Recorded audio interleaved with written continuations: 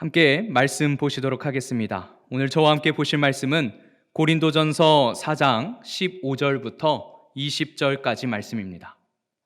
고린도전서 4장 15절부터 20절까지의 말씀 함께 보시도록 하겠습니다. 고린도전서 4장 15절부터 20절까지 말씀입니다. 우리 다 찾으셨으면 우리 한 절씩 교독하도록 하겠습니다. 제가 먼저 15절을 읽습니다. 그리스도 안에서 1만 스승이 있으되 아버지는 많지 아니하니 그리스도 예수 안에서 내가 복음으로써 너희를 낳았음이라.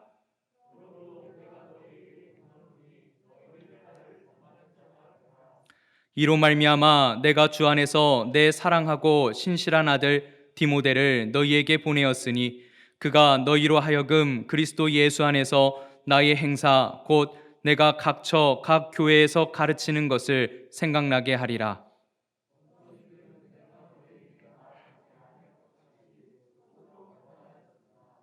주께서 허락하시면 내가 너희에게 속히 나아가서 교만한 자들의 말이 아니라 오직 그 능력을 알아보겠으니 하나님의 나라는 말에 있지 아니하고 오직 능력에 있음이라. 아멘. 아멘. 우리가 사람을 만날 때에는 이 첫인상이 굉장히 중요합니다. 왜냐하면 그 첫인상이 오래 남기 때문입니다. 제가 내수동교회에 부임하는 첫 출근 날, 사실은 주일에 인사를 드렸지만 주일에 첫 출근을 한 것은 아니었거든요. 행정목사님께서 급하게 출근을 시키시더라고요. 화요일날 이사하자마자 수요일날 혹시 나와줄 수 있겠느냐, 너무 미안하다, 다음에 쉴 수 있는 시간을 좀 드릴 테니 좀 급하게 나와달라. 그래서 저는 제가 해야 될 일이 굉장히 많은 줄 알았어요. 야, 내가 내수동교회 가서 할 일이 굉장히 많은가 보다, 가서 열심히 사역을 해야겠다. 그랬더니 급하게 출근을 했는데 경복궁으로 데려가시더라고요. 그리고는 한복을 입으라 그러시는 거예요. 그래서 다 같이 한복을 입고 경복궁에 가서 갑자기 율동을 했습니다. 이렇게. 다행히 그 영상이 지금은 홈페이지나 유튜브에 없는 게 참 은혜인 것 같아요. 내 첫인상이 우리 내수동교회에 이렇게 못 박히는 건가? 라는 마음으로 제가 이게 율동을 하면서 여러 가지 생각을 했습니다. 여러분들은 어떠십니까? 첫인상. 사람은 이 첫인상으로 사람을 판단하게 됩니다. 하지만 그래서는 안 됩니다. 좀 더 깊이 알아보고 그 사람을 겪어보고 경험해야 비로소 그 사람이 어떤 사람인지 우리는 알 수 있습니다. 사람을 외형으로만 판단해서 한 번 보고서 첫눈에 반했다고 곧바로 결혼하시는 분들은 아마도 많지 않으실 거예요. 이 사람이 어떤 사람인지, 어떤 생각과 사상과 철학을 가지고 있는지, 물론 그것을 파헤치려고 알아보지는 않지만 우리가 그 사람을 겪어보고 같이 연애의 시간을 가지면서 그 사람의 어떤 인생관, 그 사람이 무엇을 위해서 살아가고 있는지, 앞으로 미래를 어떻게 살아갈 것인지를 같이 공유하면서 그것을 알아보고 그것이 맞으면 같이 결혼을 약속하게 되는 것이죠. 그야말로 그 사람이 인생을 살면서 그리고 있는 큰 그림, 그 사람의 큰 그림을 우리는 알아야 합니다. 우리는 그 사람의 비전이라고 이야기하죠. 이것은 서로 많은 대화들을 나누면서 그 사람이 어떤 생각을 가지고 있는지, 어떤 미래를 그리고 있는지 그것을 서로 소통하면서 알아가는 것입니다. 그리고 그것이 뭔가 나와 같이 맞다, 함께 하고 싶다라는 마음과 확신이 생기면 우리는 결혼을 계획하고 그 미래를 함께 그려 나가는 것입니다. 저도 지금 저희 아내를 어렸을 때 만났습니다. 중학교 1학년, 저는 2학년, 이 시기에 처음 만났습니다. 교회 오빠 동생이었어요. 그러다가 20살이 되었을 때, 제가 20살입니다. 20살이 되었을 때 교제를 시작했습니다. 못 믿으시겠지만 제 아내가 저를 좋아했어요. 예. 네. 이 교회 오빠는 보통 뭔가 좀 이렇게 대단해 보이잖아요. 찬양 인도도 하고 교회에서 이렇게 사역을 많이 이렇게 하고 열심히 하다 보니까 이제 그 모습이 이렇게 멋있어 보였나 봐요. 그래서 이게 저를 이제 이렇게 흠모하고 있었나 봐요. 뭐 그래서 이렇게 저렇게 어떻게 해서 뭐 제가 이제 넘어가게 됐습니다. 그렇게 한 8년을 연애하고요. 결혼한 지는 이제 10년 차가 넘었습니다. 그런데 결혼하고 나서 저희 아내가 그러더라고요. 진국인 줄 알고 결혼했는데 진상이라고. 예. 이 사람이 겉모습만 보고는 잘 모릅니다. 이 겪어봐야 진짜 모습을 알게 되는 것이거든요. 뭔가 이 사람에 대해서 우리가 좀 어느 정도는 알아야 함께 갈 수 있지 않겠습니까? 보통 이렇게 말씀드리면 도대체 목사님은 뭐가 이렇게 진상이시냐고 이렇게 물어보시는 분들이 많아서 미리 좀 그냥 말씀을 좀 드리자면, 제가 좀 집에서 뭐 설거지나 빨래나 뭐 이렇게 쓰레기 버리는 것 같은 걸 전혀 안 합니다. 그래서 또 집에 있으면 이렇게 쉬고 싶은 마음에 이렇게 뒹굴기만 하거든요. 이렇게 뒹구르르. 그러니까 이제 되게 그 모습을 보고 막 진상이라고. 네. 하지만 제가 진상임에도 불구하고 쫓겨나지 않고 지금까지 연명하고 있는 것은 제가 가지고 있는 큰 비전, 큰 그림만큼은 내가 하나님을 위해서, 주를 위해서 살겠다는 그 비전이 저희 아내와 같이 함께 맞았기 때문에 제가 뭐 설거지는 안 하지만 식기세척기를 대신 사줬습니다. 빨래를 안 하지만 건조기도 사줬어요. 그래서 다른 걸로 대체하면서 제가 이렇게 목숨을 유지하고 있습니다. 하나님과의 동행도 마찬가지입니다. 나와 동행하시는 하나님께서 어떤 생각을 가지고 계신지, 어떤 뜻을 가지고 계신지 그것을 알아야 그 하나님과 같은 길을 갈 수 있지 않겠습니까? 엉뚱한 생각을 가지고 하나님의 생각도 하나님의 뜻도 알지 못한 채 나만의 생각을 가지고 하나님과 동행하다 보면 그게 아닌 일을 맞닥뜨렸을 때 불편함이 생기는 거예요. 사람이 살다가도 마찬가지입니다. 나는 이렇게 살아야 되는 줄 알지 못하고 결혼했다가 살다 보니까 내가 이렇게 살아야 한다라고? 이거 중간에 엎을 수 없는 거 아닙니까? 참 마음이 어려워지는 순간이지요. 그래서 우리는 하나님께서 어떤 생각, 어떤 뜻을 품고 계신지를 알고 그분과 동행하며 살아야 하는 것입니다. 곧 하나님께서 가지고 계신 큰 그림, 그 하나님의 뜻에 맞추어서 우리는 살아가야 한다는 것입니다. 그렇다면 하나님께서 가지고 계신 큰 그림은 무엇일까요? 그것은 육신을 입고 이 땅에 오신 하나님께서 어떤 일들을 힘써 하셨는지 보면 우리가 힌트를 얻을 수 있습니다. 사복음서를 보면 예수님께서 가르치고자 하셨던 그 내용에 대해서 많은 것들을 담고 있습니다. 예수님은 특별히 이 사복음서에 보면 하나님의 나라에 대한 가르침, 그 가르침을 자신의 중심 주제로 삼으셨다는 것을 우리가 알 수 있습니다.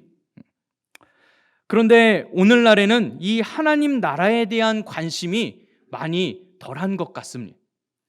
하나님께서는 이 하나님 나라에 대한 큰 비전, 큰 뜻을 품고 계신데 그 하나님과 함께 하겠다고, 그 하나님을 따르겠다고, 그 하나님과 동행하고 동역하겠다고 나서는 우리가 그것은 별로 중요하게 생각하지 않는다는 것입니다. 저는 어디를 가든지 어디에서 사역을 하든지 늘 중요하게 생각하는 것 하나가 바로 이 하나님 나라가 임하시기를 간절히 기도하고 그것을 위해서 열심히 사역을 해왔습니다. 그 공동체가 진정한 하나님 나라를 이루어가도록 하는 것이, 그것이 바로 내가 하나님과 함께 해야 할 사역, 동역이다라고 생각해서 그 일을 위해서 많은 힘을 쏟고 애를 써왔습니다. 그렇기 때문에 저에게 저의 큰 그림 또한 하나님 나라입니다. 먼저는 저의 가정에서 하나님 나라를 이루어야 되겠지요. 남편과 아내가 한 몸을 이루어서 부부가 되는 것, 바로 그 결혼에도 이 하나님 나라를 이루는 큰 비밀이 숨겨져 있습니다. 그래서 우리는 부부가 서로 한 가정을 이룰 때 그 가정 안에서 먼저 하나님 나라가 이루어지도록 기도하고 또 그렇게 살아야 합니다. 그리고 교회도 마찬가지입니다. 예수 그리스도를 머리로 하여서 성도들이 각 지체가 되어 한 몸을 이루는 것, 여기도 바로 그 비밀이 숨겨져 있습니다. 교회야말로 하나님 나라를 이루어야 하는 곳이 분명합니다. 그리고 또 가정과 교회뿐만 아니라 직장이든 사업장이든 학교든 우리가 가는 그곳이 하나님 나라가 이루어지도록, 그곳에 하나님 나라가 이루어지도록 우리는 힘써서 살아야 할 것입니다. 그것이 바로 우리가 기도해야 할 기도 제목 아닙니까? 그것이 바로 우리가 바라야 할 중요한 기도 제목 아닙니까? 주의 나라와 주님의 의를 구하라. 그것이 바로 우리가 해야 될 일입니다. 그런데 오늘날 교회 안에서 이 말씀은 잘 아는데 이토록 고대하고 바라고 기대하면서 이 하나님 나라를 이루려는 관심들은 별로 없습니다. 그러나 성경은 우리가 가장 관심을 가져야 하고 알아야 하고 전하고 전파해야 하는 것, 꼭 가르쳐야 하는 것이 하나님 나라라는 것을 우리에게 말씀하고 있습니다. 복음을 전파하는 사역에 가장 힘썼던 믿음의 선배들이, 그 위대한 인물들이 힘써서 전파하고 가르쳤던 것이 바로 이 하나님 나라였습니다. 먼저는 예수님께서도 그러셨습니다. 마태복음만 하더라도 예수님께서 얼마나 이것을 가르치고자 하셨는지, 전파하고자 하셨는지 기록하고 있습니다. 마태복음 4장 17절 말씀부터 보면 이렇게 기록하고 있습니다. 이때부터 예수께서 비로소 전파하여 이르시되 회개하라, 천국이 가까이 왔느니라 하시더라. 천국이 무엇입니까? 하늘나라, 곧 하나님 나라의 또 다른 표현입니다. 마태복음이 하나님 나라를 계속해서 천국이라고 번역해서 기록하고 있는데요, 23절에도 마찬가지입니다. 예수께서 온 갈릴리에 두루 다니사 그들의 회당에서 가르치시며 천국 복음을 전파하시며 라고 기록하고 있습니다. 또 9장 35절에서도 마찬가지입니다. 천국 복음을 전파하시며, 또 10장 7절 말씀에서도 이렇게 기록하고 있습니다. 예수께서 제자들을 파송하시면서 뭐라고 말씀하시냐면 전파하여 말하되 천국이 가까이 왔다, 천국이 가까이 왔다 라고 전파하라 라고 제자들에게 말씀하셨습니다. 또 마태복음 24장 14절 말씀을 보면 마지막 때에 대해서 설명해 주시면서 이 천국 복음이 모든 민족에게 증언되기 위하여 온 세상에 전파되리니 그제야 끝이 오리라 라고 말씀하십니다. 천국 복음, 예수님께서 계속해서 이 복음을 전하시고 가르치시고 전파하실 때마다 천국 복음, 이 천국이란 단어는 결코 빠지지 않습니다. 마태복음뿐만 아닙니다. 마가복음에서도 같은 내용을 1장 15절 말씀을 보면 이렇게 기록하고 있습니다. 이르시되 때가 찼고 하나님의 나라가 가까이 왔으니 회개하고 복음을 믿으라. 예수님께서는 어디에서나 이 하나님 나라를 빼놓지 않고 전파하셨습니다. 마가복음에도 많이 있지만 다 열거할 수 없습니다. 누가복음도 마찬가지입니다. 누가복음 4장 43절에도 이렇게 기록하고 있습니다. 예수께서 이르시되 내가 다른 동네들에서도 하나님의 나라 복음을 전하여야 하리니 나는 이 일을 위해 보내심을 받았노라. 예수님께서 이 땅에 오신 이유가 무엇입니까? 그것은 바로 하나님의 나라 복음을 전하기 위해서 오셨다라고 지금 분명하게 밝히고 계십니다. 예수님께서 그렇게 계속해서 가르치고자 하셨던 것, 그것은 바로 이 하나님 나라였습니다. 그리고 사도행전을 보면 이 하나님 나라에 대한 언급으로 시작해서 하나님 나라에 대한 언급으로 마치고 있다는 것을 볼 수 있습니다. 사도행전의 시작이 하나님 나라로 시작해서 마칠 때에도 하나님 나라로 마칩니다. 먼저 1장을 보시면 1장 3절에 이렇게 기록하고 있습니다. 예수님께서 부활하시고 승천하시기 전 며칠 동안입니까? 40일 동안 예수님께서는 그 마지막 중요한 순간입니다. 40일 동안 예수님께서 이제 십자가에서 죽으시고 부활하신 후에 승천하시기까지 40일 남으셨어요. 그러면 이 남은 기간 제자들에게 엑기스만 가르쳐 주시지 않겠습니까?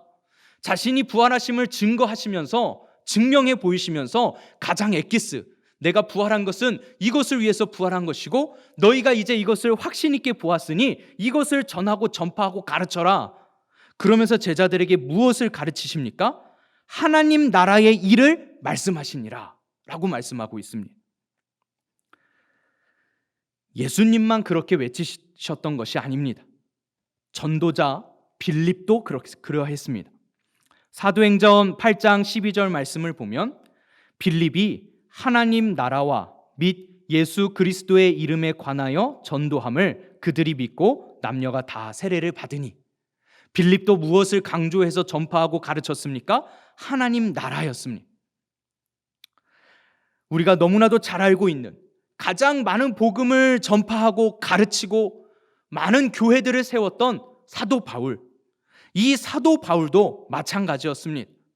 다메섹으로 가던 길에서 예수님을 만나고 회심한 그가 회심한 이후엔 이 일에 자신의 평생을 바쳤습니다. 그게 어떤 일이었습니까? 19장 8절 말씀을 보니까 이렇게 기록하고 있습니다. 바울이 회당에 들어가 석 달 동안 담대히 하나님 나라에 관하여 강론하며 권면하되, 3개월 동안, 3달 동안 사도 바울이 가르쳤던 것이 무엇이었습니까? 하나님 나라에 관한 강론이었습니다. 또 뿐만 아닙니다. 20장 25절의 말씀도 보면 보라, 내가 여러분 중에 왕래하며 하나님의 나라를 전파했다라고 기록하고 있습니다. 그러면서 심지어 24절, 그 앞절인 24절은 뭐라고 말씀했습니까? 우리가 너무나도 잘 아는 말씀입니다. 내가 달려갈 길과 주 예수께 받은 사명, 곧 하나님의 은혜의 복음을 증언하는 일을 마치려 하면은 나의 생명조차 조금도 귀한 것으로 여기지 아니하노라. 자신의 사명을 선언하면서 내가 이 일을 위해서 내 목숨을 바치겠다고 선언하면서 고백하듯이 말했던 이 25절이 바로 하나님의 나라를 전파하는 것이었습니다. 그리고 마지막 27절에 내가 꺼리지 않고 하나님의 뜻을 다 여러분에게 전하였음이니라.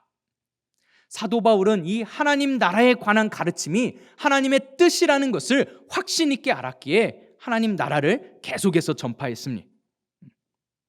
그리고 사도행전 마지막 구절인 오늘 마지막 구절인 28장 31절 말씀, 사도행전을 마치면서도 사도행전은 이렇게 기록합니다. 하나님의 나라를 전파하며 주 예수 그리스도에 관한 모든 것을 담대하게 거침없이 가르치더라. 사도행전이 강조하고 있는 것이 무엇입니까? 하나님 나라였습니다. 하나님 나라로 시작해서 하나님 나라로 마치고 있습니다. 사도행전에 전반적으로 이루어지는 것은 무엇이었습니까? 이 땅 가운데 하나님의 나라가 어떻게 이루어져 가는지를 초대교회의 모습을 통해서 우리에게 가르쳐주고자 한다는 것입니다.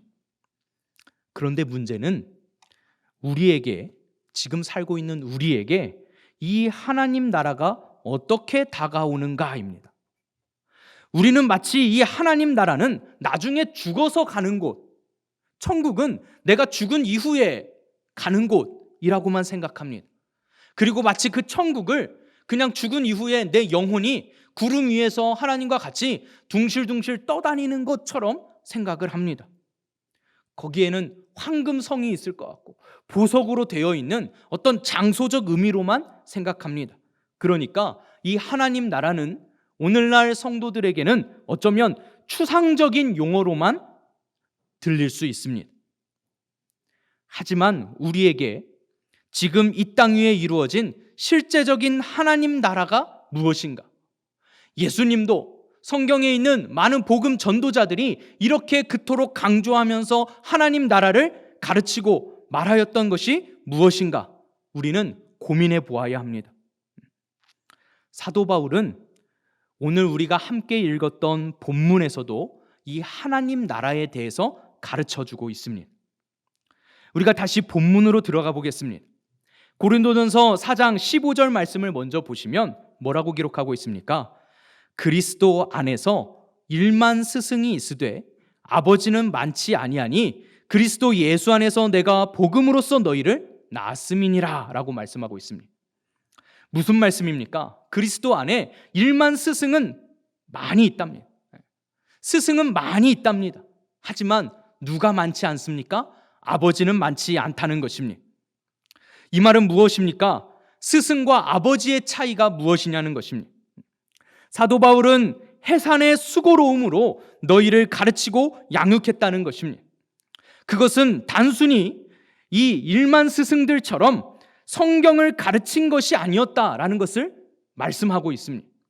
내가 단순히 너희들에게 성경 지식을 이 수많은 스승들처럼 성경 지식을 전달한 것이 아니야 라고 지금 말하는 것입니다. 스승은 가르치는 자입니다. 하지만 아버지는 어떤 자입니까? 아버지는 직접적인 혈연 관계를 맺은 사람뿐만 아니라 자신보다 자식을 더 위하여서 그 자식이 정말 잘 살 수 있도록 양육하고 그가 바르게 좋은 길로 갈 수 있도록 인도하는 역할을 하는 것이 바로 아버지의 역할입니다. 지식만 전달하지 않습니다. 내 아들이 정말 그렇게 살아가도록 훈육하면서 그 아들을 가르치는 자입니다. 지식 전달은 아무런 의미가 없습니다. 지식은 오히려 교만하게 합니다. 그래서 바울은 자신이 단순한 성경 교사로서 지식 전달자가 아니었다는 것을 지금 강조하고 있는 것입니다. 심지어 말만이 아니었음을 이렇게까지 강조합니다. 이어서 16절 말씀을 보면 이렇게 말씀합니다. 그러므로 내가 너희에게 권하노니 너희는 나를 본받는 자가 되라. 나는 너희에게 지식만, 성경 지식만 전달하는 자가 아니었어. 나는 너희에게 성경이 무엇인지 가르치기만 하는 자가 아니었어. 나는 그것을 어떻게 살아내야 하는지를 내 삶의 모습을 통해서 너희에게 본이 되었던 사람이에요. 그리고 너희 또한 그렇게 살도록 훈육하고 네가 그렇게 살아가도록 옆에서 그렇게 갈급하게 하면서 너희를 가르쳤던 아버지와 같은 역할을 했던 자야 라고 이야기하고 있습니다. 스스로를 본받으라고 할 정도로 바울은 자신의 지식을 자랑하는 것이 아니라 자신의 모습을 자랑했던 것입니다. 자신의 삶, 자신이 가르친 대로 살아가고 있는 모습을 본받으라고 강조했던 것입니다. 그러면서 바울은 본인이 직접 오지는 못하지만 신실한 동역자 디모데를 보낼 테니 그를 통해서 실천적으로 살아야 하는 모습들이 무엇인지 과거에 바울에게서 배운 것들을 떠올리라고 가르치고 있습니다.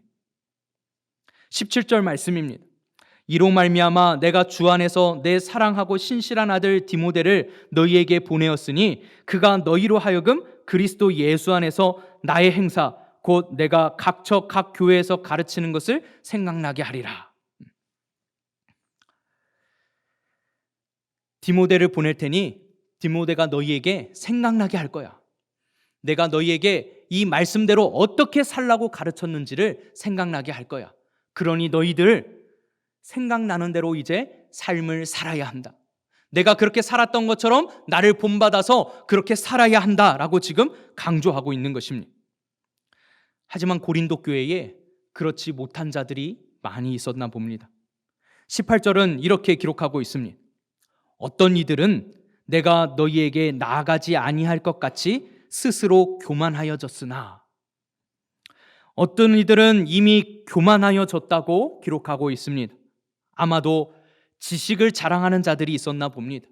사도 바울이 가르쳤던 그 말씀이 아니라 다른 것을 이야기하면서 그것이 아닌 다른 지식을 가르치면서 마치 자기가 더 옳다고 가르치는 그러한 교만한 자들이 생겼나 봅니다. 혹은 배운 지식과 상관없이 자기 멋대로 자기 마음대로 살아가는 자들이 생겨나게 됐다는 것으로도 의미할 수 있겠습니다. 하지만 이어지는 19절 말씀을 보면 지식을 자랑하는 교만으로 보는 것이 더 맞을 것 같습니다. 19절 말씀을 보면 이렇게 기록하고 있습니다.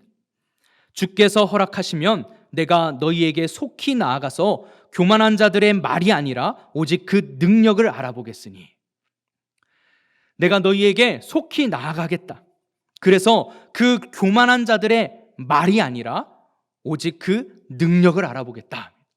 말이 아닌 능력, 그것은 무엇의 차이입니까?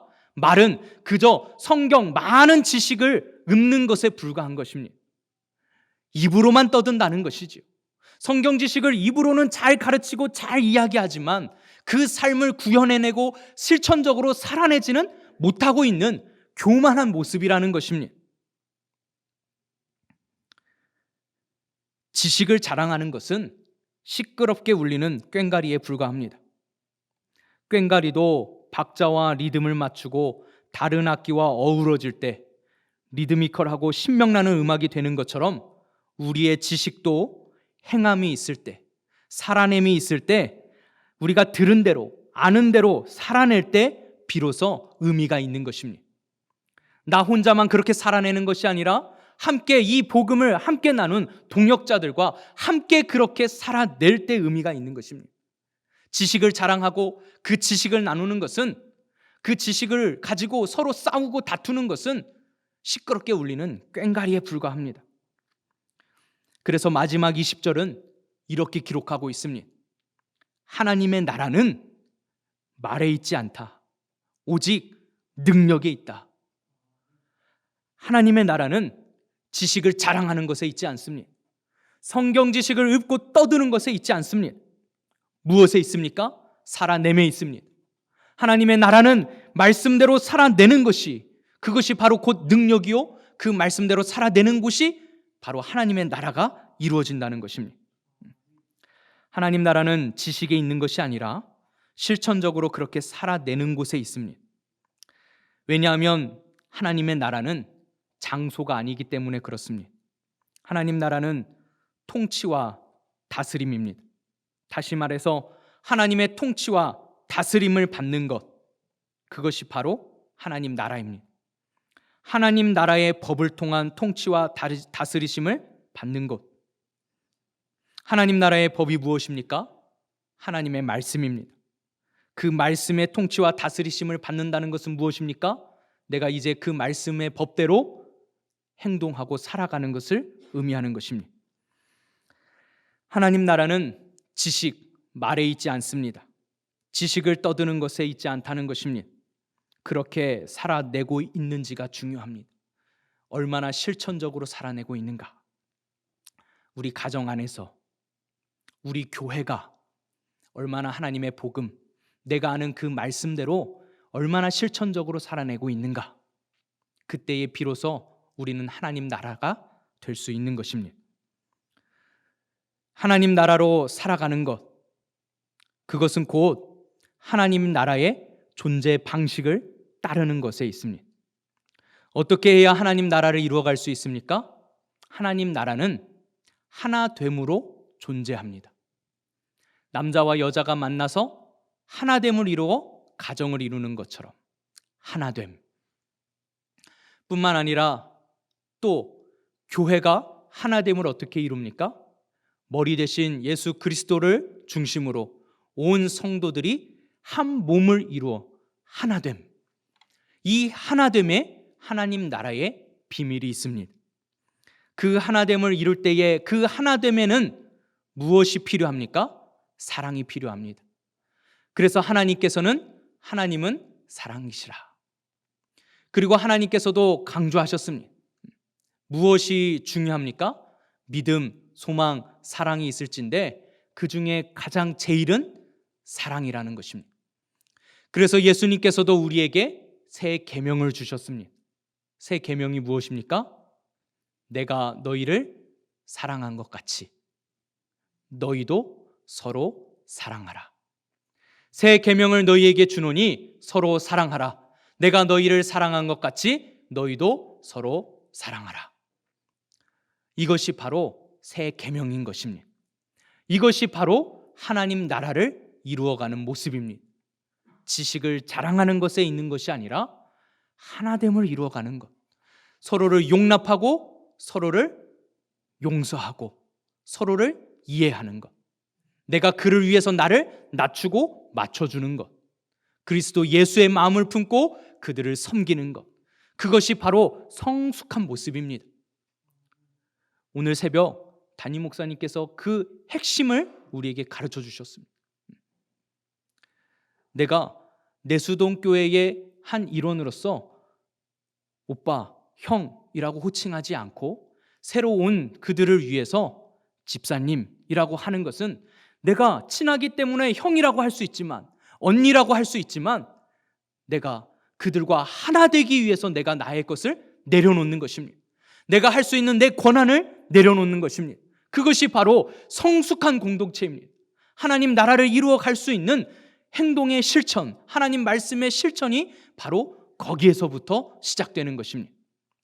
저와 우리 성도님들께서 입으로만 떠드는 것이 아니라 하나님의 말씀을 살아내므로 하나님 나라를 이루어가는 하나님의 거룩한 자녀들이 되시기를 예수님의 이름으로 축원을 드립니다.